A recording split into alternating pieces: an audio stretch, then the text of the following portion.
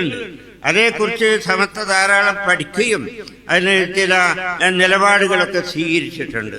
അന്ന് അതിലൊന്നും ഞാൻ കടന്നു പോകുന്നില്ല, അതിൻ്റെ ആവശ്യവും ഇവിടെ ഇല്ല. അതുകൊണ്ട് എനിക്ക് പറയാനുള്ളത്, നമ്മൾ ഒക്കെ ചെറിയ വിവരമുള്ള ആളുകളാണ്, ചെറിയ ചിന്തയുള്ളവരാ. മുന്നിലുള്ളത് നമുക്ക് കാണാൻ കഴിയുള്ളൂ, ദൂരമുള്ളത് നോക്കിക്കാണാൻ നമുക്ക് കഴിയില്ല. അതേ അവസരം അത് കഴിവുള്ള ആളുകളുണ്ട്, എല്ലാ കാലത്തും അങ്ങനെ ഉണ്ടായിട്ടുണ്ട്. അപ്പൊ ഈ ചെറിയ കഴിവുള്ള ആളുകൾ ആ കഴിവ് ദീർഘവീക്ഷണമുള്ള ആ മഹത്തുക്കളുടെ ചിന്ത, അവരുടെ തീരുമാനങ്ങൾ, അതൊക്കെ നമ്മൾ മനസ്സിലാക്കി അതനുസരിച്ച് നമ്മുടെ പ്രവർത്തനങ്ങൾ ക്രമീകരിക്കൽ ആവശ്യമാണ്. എന്ന് പറഞ്ഞാൽ നമ്മളൊക്കെ സമസ്തക്കാരാണ്. ഒരു സമസ്തക്കാരന്റെ ബാധ്യത എന്താണ്? സമസ്ത പറയുന്നിടത്ത് നിൽക്കുക വിഷയങ്ങൾ. സമസ്തയേക്കാൾ എനിക്ക് വിഷയങ്ങൾ അറിയുമെന്നാണ് പിന്നെ സമസ്തയിൽ കണ്ടുകിട്ടും.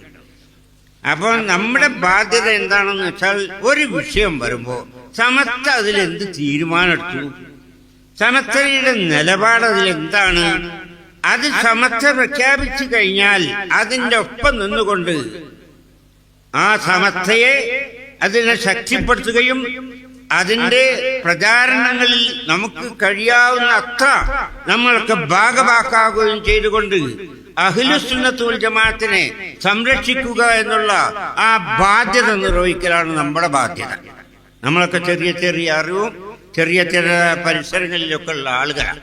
ആ 40 ആലിമീങ്ങൾ, അത് ചില്ലറക്കാരല്ല, ചില്ലറക്കാരായ ആലിമീങ്ങളല്ല, ഒരു കാലത്തും അങ്ങനെയല്ല. പക്ഷേ തെറ്റുള്ള ആളുകൾ അവരൊക്കെ മോശമാക്കിയാണ്ട് കാണാറുണ്ട്, അതെല്ലാ കാലത്തുണ്ട്.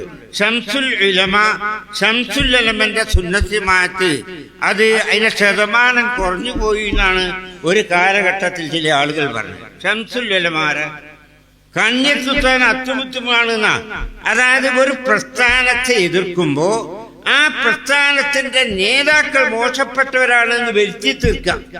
എല്ലാ കാലങ്ങളിലും അതാ. ബഹുമാനപ്പെട്ട റസൂലുള്ളാഹി സ്വല്ലല്ലാഹു അലൈഹി വസല്ലമയെ എതിർത്ത ഇന്നക ലമജ്നൂൻ എന്നാ പറഞ്ഞത്. റസൂലുള്ളാഹി അലൈഹി വസല്ലമയോട് ശത്രുക്കൾ പറഞ്ഞത് ഇന്നക ലമജ്നൂൻ, നീ ഭ്രാന്തരാണെന്നാ പറഞ്ഞത്. ആരാണ് നബി സല്ലല്ലാഹു അലൈഹി വസല്ലം എന്ന് അവർക്കറിയുന്നല്ലേ. നുബുവത്ത് ലഭിക്കുന്നത് വരെ സർവ്വസ്വീകാര്യനായിരുന്നു, അത്ര സ്വീകാര്യതയുള്ള, അവരുടെ പ്രശ്നങ്ങൾ വരുമ്പോൾ തീർപ്പ് കൽപ്പിക്കുന്ന ആളായിരുന്നു.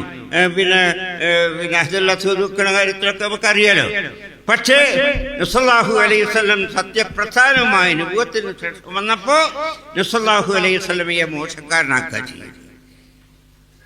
അത് എല്ലാ കാലങ്ങളിലും അങ്ങനെ തന്നെയാണ്.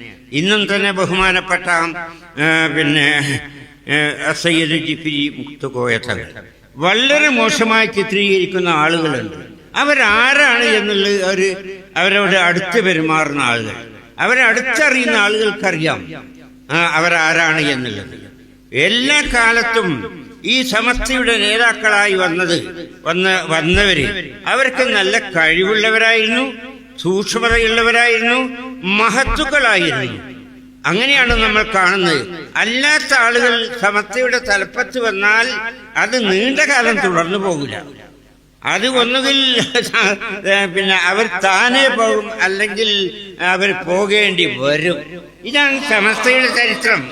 സമസ്തയുടെ ചരിത്രം അതാണ്. നിങ്ങൾ ചരിത്രം വായിച്ചു നോക്കൂ. അപ്പോ ബഹുമാനപ്പെട്ട ആലിക്കുട്ടി മുസ്ലിയാരെയും ബഹുമാനപ്പെട്ട പിന്നെ ജിഫ്രി മുത്തുക്കോയ തങ്ങളെയൊക്കെ ജനങ്ങൾക്കിടയിൽ ഇകഴ്ത്തി കാണിക്കുന്ന സ്വഭാവം അതെന്തിനു വേണ്ടിയാണ്? സമസ്തയെ ഇകഴ്ത്തലായിട്ടാണ് നമ്മൾ കാണുന്നത്. അങ്ങനെയാണ് അത് കാണേണ്ടത്. അതിൻ്റെ ഒപ്പം നിന്നു കൊടുക്കലല്ല. നമ്മൾക്ക് നിന്നു കൊടുക്കാനുള്ള സമസ്ത മാത്രമാണ്.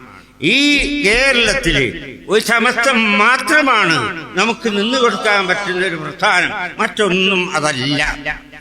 ഇന്നീ കാണുന്ന, ഈ കേരളത്തിൽ കാണുന്ന, പരിസരങ്ങളിൽ കാണുന്ന ഈ മഹത്തായ ദീനി ചൈതന്യം ഒരു രാജ്യത്തും മുസ്ലിം രാഷ്ട്രങ്ങളിൽ പോലും കാണാൻ കഴിയാത്തതായിരിക്കുന്ന ഈ ദീനി ചൈതന്യം, ഈ ദീനി സംവിധാനം ആരുണ്ടാക്കിയെന്ന് ചോദിച്ചാൽ അത് സമസ്ത മാത്രം ഉണ്ടാക്കിയതാണ്. അത് മറ്റാർക്കും അത് ചെയ്യാൻ കഴിയിട്ടില്ല. ഇന്നിവിടെ ദീനി സംവിധാനം, വിദ്യാഭ്യാസ സ്ഥാപനങ്ങൾ എത്രയുണ്ട്. നമ്മളൊക്കെ പിന്നെ ഭൗതിക വിദ്യാഭ്യാസത്തിന്റെ എതിരി എന്ന് പറഞ്ഞുകൊണ്ട്, സ്ത്രീ വിദ്യാഭ്യാസത്തിന്റെ എതിരി എന്ന് പറഞ്ഞുകൊണ്ട് നമ്മളെ മോശപ്പെടുത്തിയതായിരിക്കുന്ന ആളുകൾക്ക് ആ വിഷയത്തിലൊക്കെ എത്ര സ്ഥാപനങ്ങളുണ്ട്, സമസ്തയ്ക്ക് എത്ര സ്ഥാപനങ്ങളുണ്ട്, അതൊക്കെ പരിശോധിക്കേണ്ടതുണ്ട്. അപ്പോഴേ സമസ്തയുടെ മഹത്വം മനസ്സിലാക്കാൻ കഴിയുള്ളൂ. മറ്റൊക്കെ അവിടെ ഇവിടെ നിന്നാണ് ഇങ്ങനെ ചെയ്യുന്നത്. അതിലേക്കല്ല നമ്മൾ ശ്രദ്ധിക്കേണ്ടത്.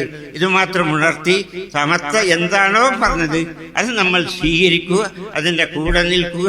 അങ്ങനെ അല്ലാഹു തആലാന്റെ ദീനിന് സുന്നത്ത് ജമാഅത്തിന് ശക്തി പകരുക. അല്ലാഹു സുബ്ഹാനഹു വ തആല തൗഫീഖ് നൽകി അനുഗ്രഹിക്കുമാറാവട്ടെ. ബഹുമാനപ്പെട്ട